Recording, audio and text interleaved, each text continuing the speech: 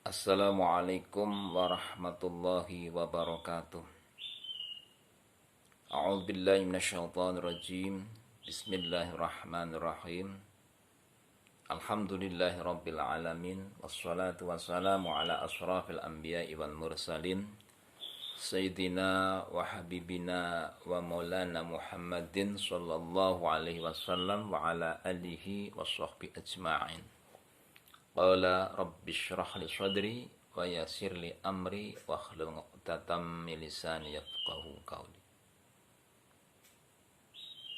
Wa qala Allah ta'ala fil Qur'anil 'azim A'udzu billahi minasy syaithanir rajim. Bismillahirrahmanirrahim.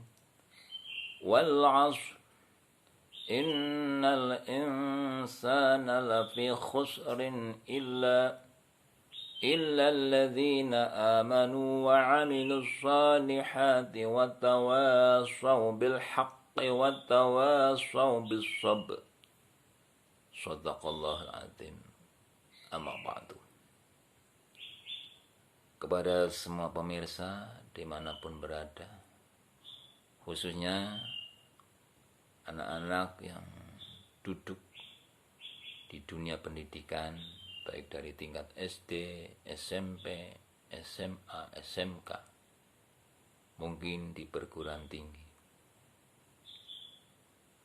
Sebelum saya menyampaikan sesuatu, mari kita bersama-sama untuk memanjatkan puji syukur kepada Allah Subhanahu wa taala atas limpahan rahmat, hidayah dan inayahnya, sehingga pada kesempatan ini kita masih diberi umur panjang, bisa menikmati hidup.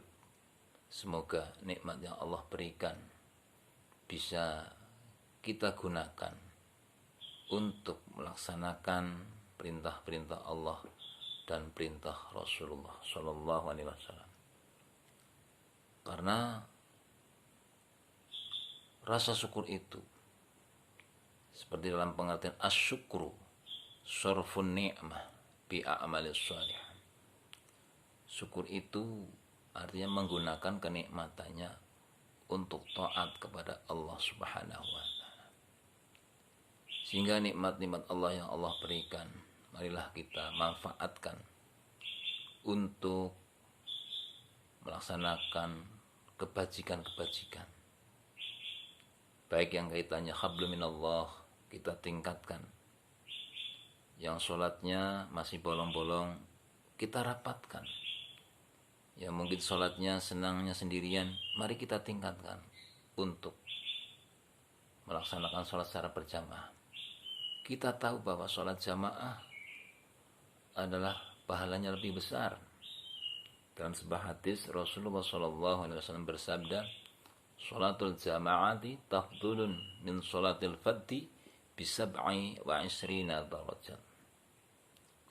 Bahwa sholat jamaah lebih utama dibanding sholat sendirian dengan pahala 27 derajat. Alangkah baiknya, alangkah istimewanya sholat jamaah itu. Jika kita sholat sendirian hanya pahalanya 1, tapi dengan berjamaah pahalanya 27 derajat. Itu yang kaitannya hablum minallah. Dan juga yang kaitannya hablum minannas. Kita sebagai manusia harus senantiasa saling harga menghargai, saling hormat menghormati, dan harus memiliki sifat empati, kepedulian kepada sesama, kepedulian kepada orang-orang yang sedang kesusahan, kesulitan dan sebagainya.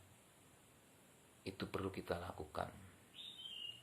Jangan sampai kita kepada sesama manusia saling menyakiti, saling permusuhan dan sebagainya, karena tidak ada gunanya sama sekali. Jadilah manusia yang bermanfaat kepada orang lain. Apa yang kita katakan, orang lain senang mendengarkan, bahkan menjadikan hikmah bagi orang lain. dalam sebuah hadis Rasulullah bersabda, khairun nas anfa'uhum linnas. Sebaik-baik manusia adalah yang bermanfaat bagi orang lain. Sehingga perbanyaklah kita membantu kepada sesama muslim, terutama yang membutuhkan, terutama lagi anak-anak yatim, fakir miskin, dan juga orang-orang yang bernasib kurang baik. Perlu kita perhatikan agar dia merasa diperhatikan, merasa terbantu, dan merasakan kesenangan. Jangan sampai kita melihat orang lain susah, bahkan yang tidak pantas kita lakukan. Ada orang lain susah, malah kita senang. Astaghfirullahaladzim, na'udzubillah min dzalik. Pada kesempatan ini akan saya sampaikan seperti dalam muqaddimah tadi. Allah Subhanahu wa taala berfirman dalam surat Al-Asr, wal asri, demi waktu asar. Wal asri, demi waktu asar. Innal insana lafi khusrin. Sesungguhnya manusia berada dalam keadaan rugi. Jadi jangan sampai kita hidup itu rugi. Baik rugi dunia maupun rugi akhirat. Lebih-lebih rugi akhirat jangan sampai terjadi. Jadi kita akan, Allah bersumpah, inna insana, sesungguhnya manusia berada dalam kerugian, kecuali illal ladzina amanu, kecuali orang-orang yang beriman dan beramal soleh.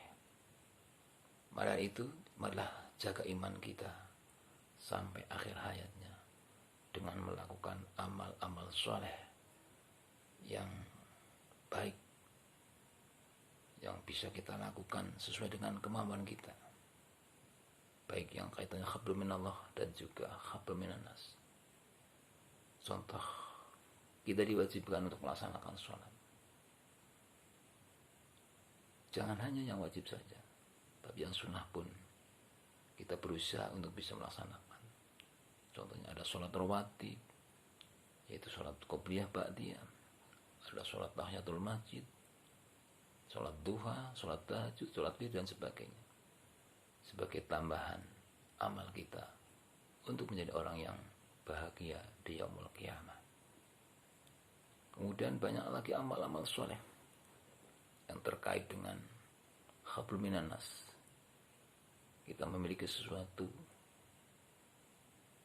hendaklah bisa berbagi pada orang lain, bisa melalui pikiran, bisa melalui perkataannya hasanah, dan juga bisa melalui pengorbanan harta benda yang kita miliki. Jadi ayat tadi menjelaskan bahwa kita semuanya berada dalam kerugian kecuali orang-orang yang beriman dan beramal soleh. Semoga kita menjadi orang yang senantiasa terjaga imannya, istiqomah imannya, dan semangat dalam ibadahnya, serta kita harus menjadi orang yang bisa bermanfaat bagi orang lain, baik pikirannya, perkataannya maupun perbuatannya. Amin, amin ya rabbal alamin. Itu saja, walaupun sedikit, semoga bermakna. Wabillahi taufiq wal hidayah. Assalamualaikum warahmatullahi wabarakatuh.